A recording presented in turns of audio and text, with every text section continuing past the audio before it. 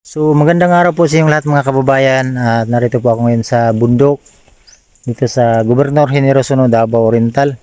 So nandito tayo ngayon po mga kababayan para puntahan natin yung ating mga kababayan na nangailangan ng tulong dito sa Davao Oriental, dito sa Gubjin.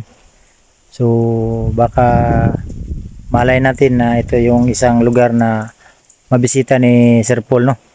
Ni Pugong Biyahero. So ngayon nandito ako para maghanap dito ng ating mga kababayan yung nakatira talaga dito sa mga kagubatan sa bundok, yung hindi naabot ng ating gobyerno.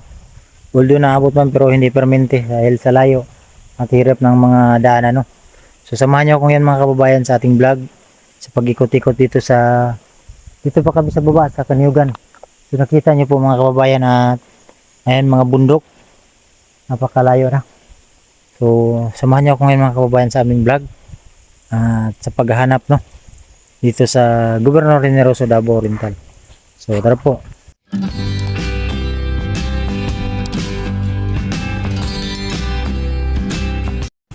So yan mga kababayan, dito kami dumaan sa mga Kaniugan. Yan, kita niyo po doon mga bundok at wala nang kalsada. Ang makadaan lang dito yung motor. So, mahirap talaga yung abot sila ng tulong dito.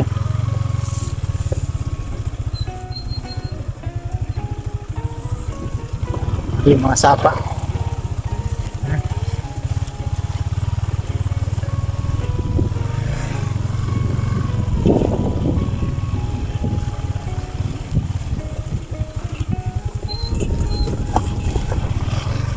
Ito yung mga daanan dito mga kababayan. Ito tayo dyan, no? Ito ka? Balik. Ano tumag? Balik. Balik mo lang. Dito tayo. Dito tayo dumaan sa... Kasi dito kasi kami kanina. Dito kami dumaan.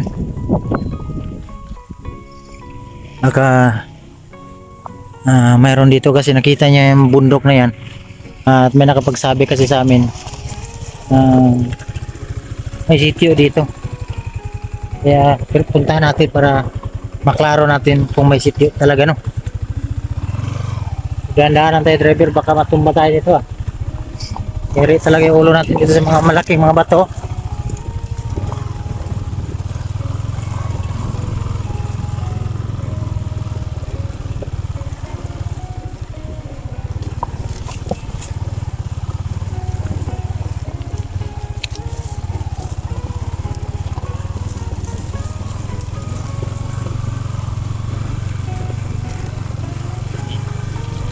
Pero dito madaanan pa ito ng kuhan, sasakyan.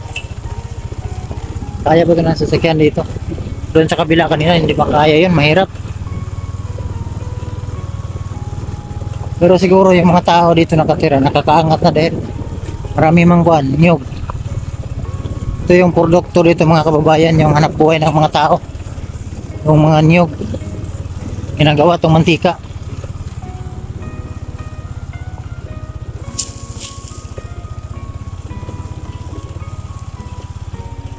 Minsan na yung magalaw yung ating video dahil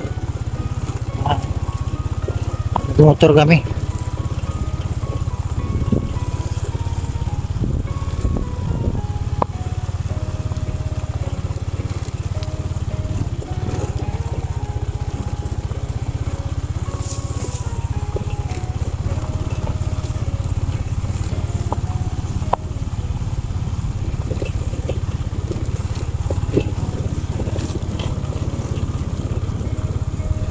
Ang layo ng pinanggalingan namin mga kababayan, galing highway. Siguro mga 1 hour na o 2 hours. Napakalayo.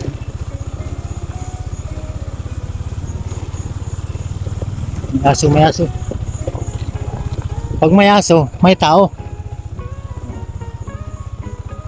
Uy!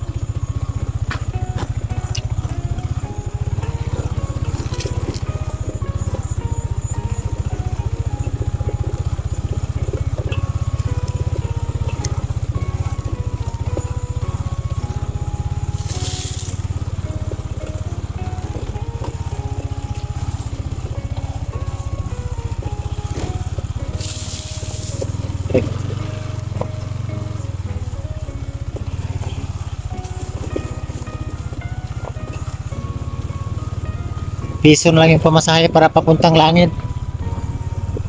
You know, bundok. Langit. Diyan. Lapit yung langit.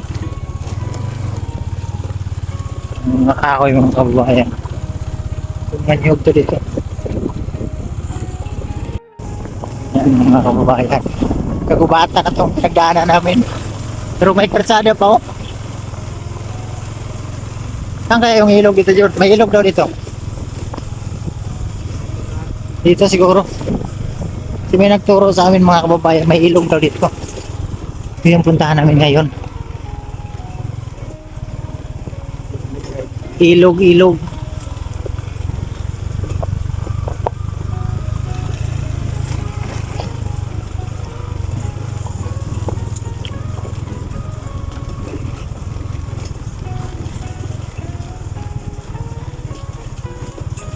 Wala talagang tao mas sa lubong natin pag nasiraan tayo ngayon dito ah.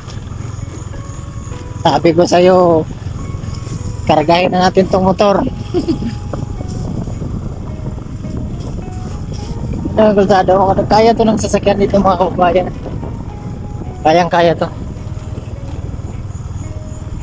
Dekado lang ito pag hangin, mahulugan ka ng niyog.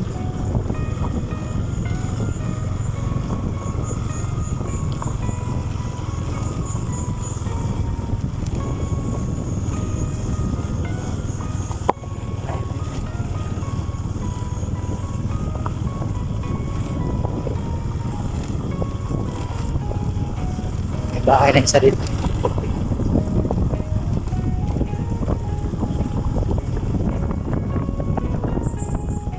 Ito ng mga bahay na dito, walang kapit bahay.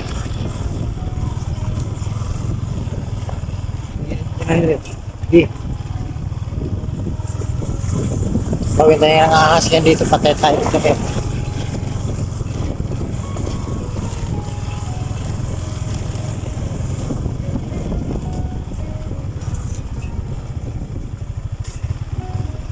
Dah.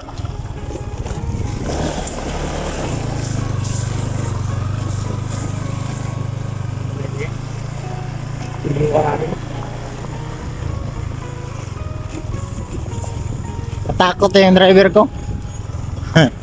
Matakot.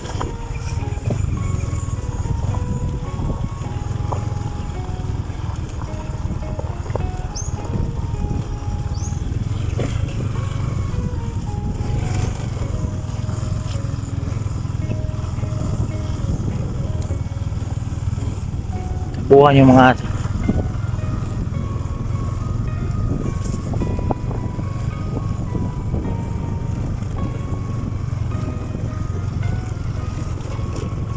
Bahay. So yung mga kababayan, hindi na kaya ng motor, iniwan na lang namin dyan yung motor. So tuloy pa rin kami sa pagpunta dito sa aming pinuntahan na lugar. Kasi may nakapagsabi sa amin na may mga kababayan tayong nakatira dito. So yun yung puntahan ko ngayon para kahit pa paano masurvey natin, makita na malay natin na mapuntahan to ni Sir Paul, nagpugong biyahero. So siguro ito na mga kababayan yung sinasabi nilang ilog. Ito.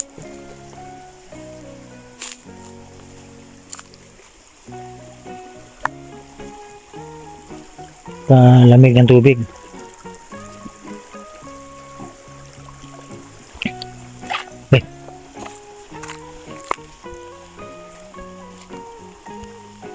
Mga isda oh.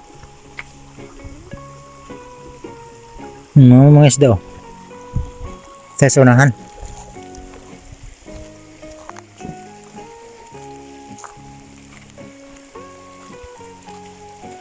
Sarap liguan dito. Tahimik, walang tao. Ito yung gusto ni Sir Paul na lugar. May ganito liguan ba na tahimik. Walang mga tao. Walang nakatira.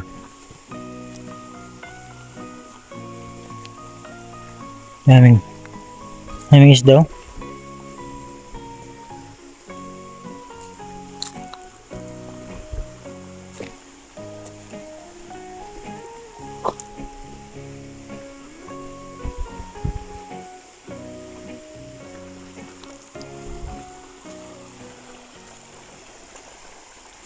So na nakalakarin natin doon.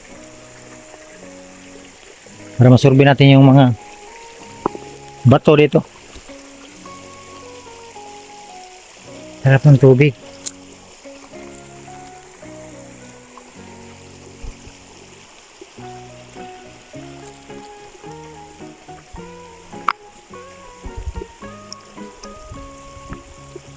May pulsa dito mga kababayan.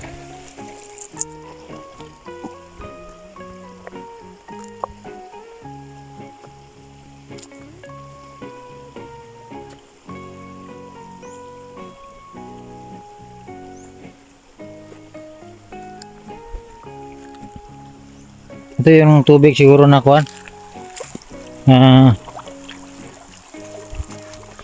Permanente ba? Kahit gaano kainit, hindi mawala to. Galing talaga to doon sa bundok. Fresh na fresh yung tubig. Ito.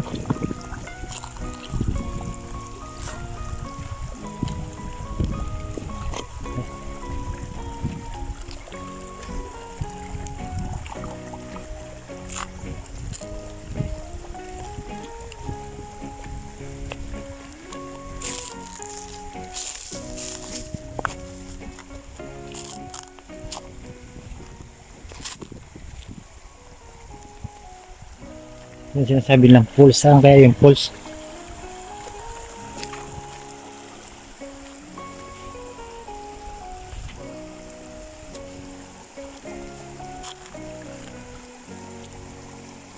Sabi yung mga isda.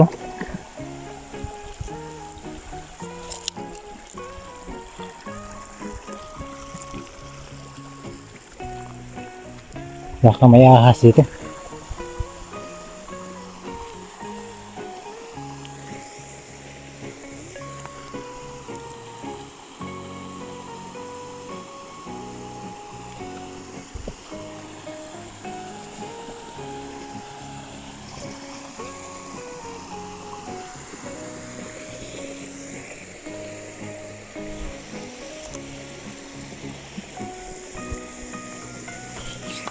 Yung kasama ko natakot na.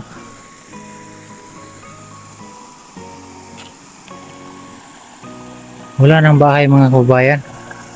Parang yan sunahan mga malalaki ng kahoy. Last na bahay yan dyan. Pero maganda man. Diba yung mga bahay dito?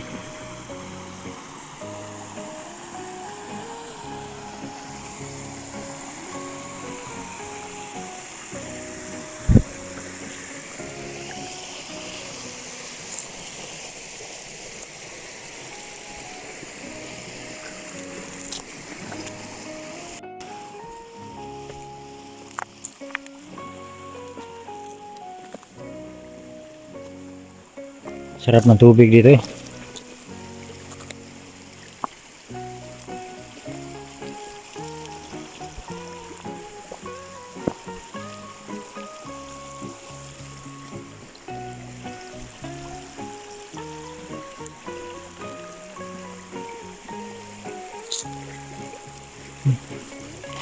Sarap ng tubig.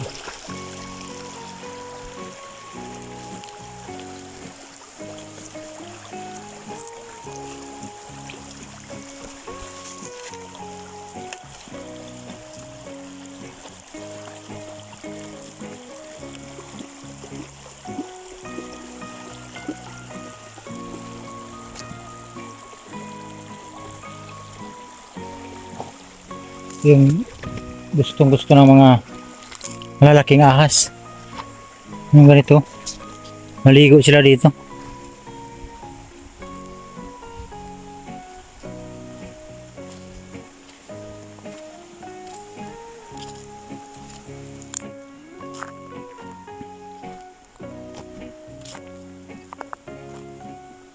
So yan yung mga kababayan dito.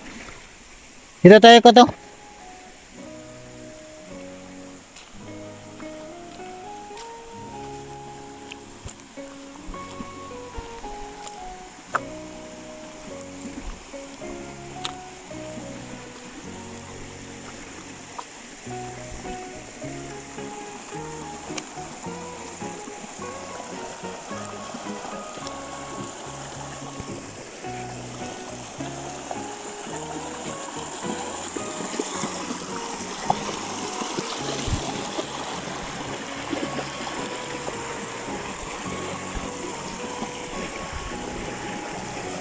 Uh,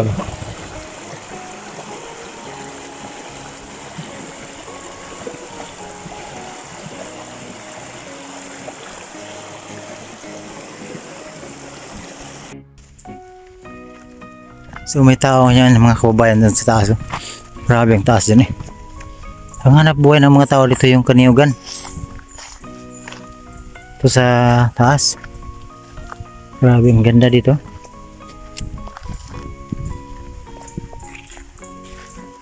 May sunog dyan. Sinunog niya yan. Nagkan siguro siya nagtanim ng mga kuwan ba. May tao kami nakita sa taas na nagsunog.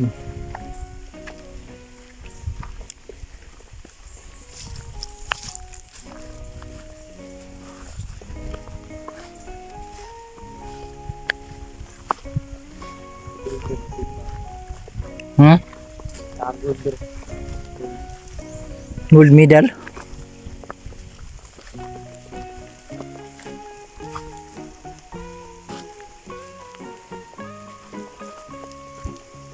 Ganda dito, himik. Ito yung maganda tirahan dito na lugar.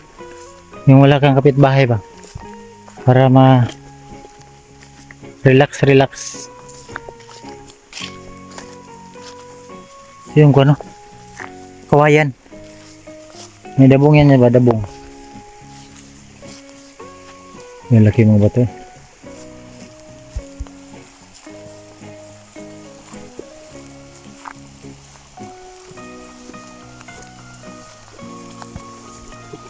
Kita akong isda. Maraming isda ba?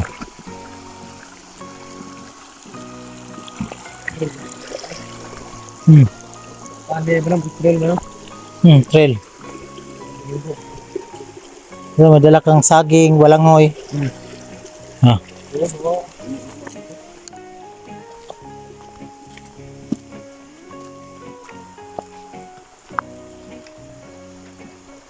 Daming mga puno ng kahoy.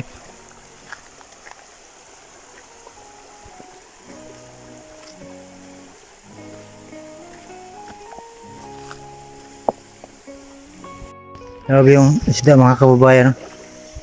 Yan sa bato. Umago yun isda. Yun. Grabe yung tubig ba?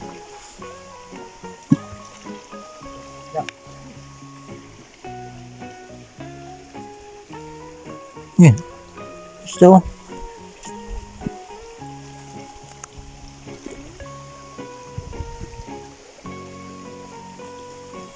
Daming isda dyan, no?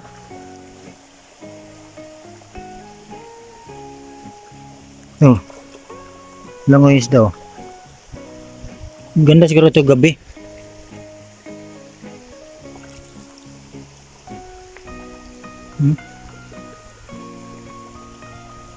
Grabe ang sarap ng tubig, eh.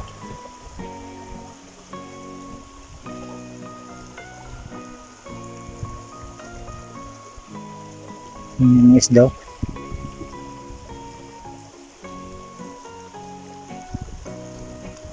Siguro itong isda to pag iPhone yung cellphone ko makita to. Lah. Kaso lang yung cellphone natin panghampas lupa. Bato tuloy yung nakita. Di isda.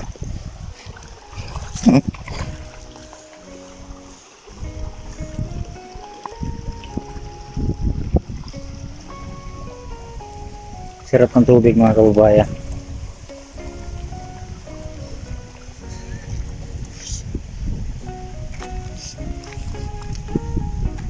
Waro manis daw eh.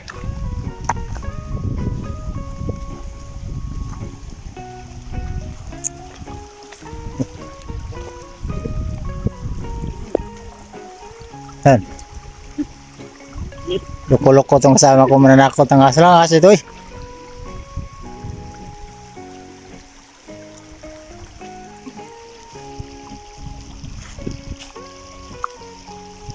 Takot yung ahas sa atin. Takot sa ating pagmumukha.